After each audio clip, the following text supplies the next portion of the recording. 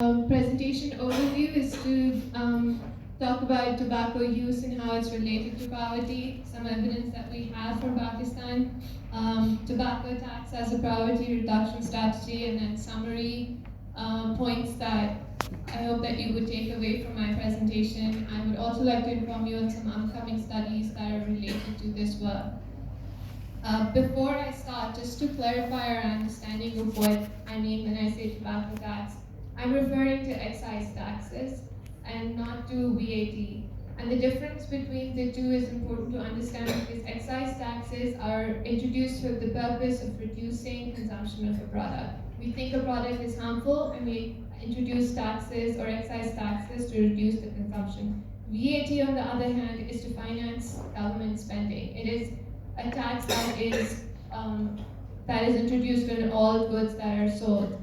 So that in our advocacy, it's important to understand or to focus on excise taxes because that's what's going to create a trade-off. That's what's going to make cigarettes or other tobacco products more expensive relative to other goods.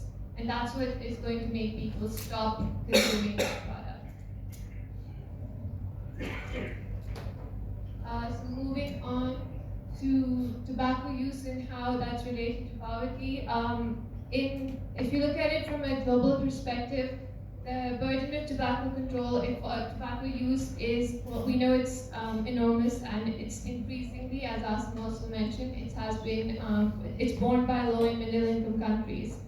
And we know that smoking rates are falling at the global level, but we don't see the total numbers of smoking worldwide going down. And that's because in low and middle income countries, population is still rising, people are still smoking, and smoking rate is not falling in low and middle income countries.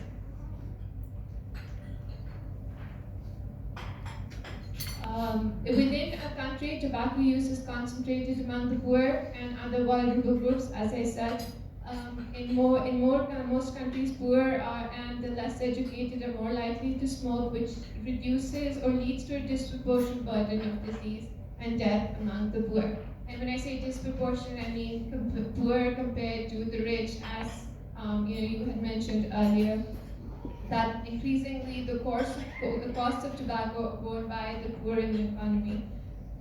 This is not only prevalent in Pakistan, we can see evidence from other countries. The slide basically shows prevalence rates by income groups, and the orange one is the lowest income group. So in each country that we show will be Vietnam, Bangladesh, Chile, India, Mexico, Philippines, and even Russia. But the lowest income groups are usually high prevalence countries, high prevalence groups in that country.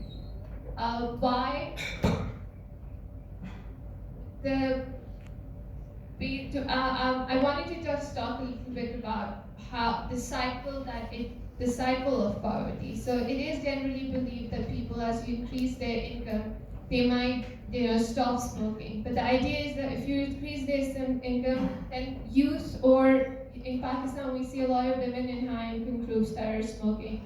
The youth from high income groups are smoking. So as income increases, maybe because of status symbol or for other reasons,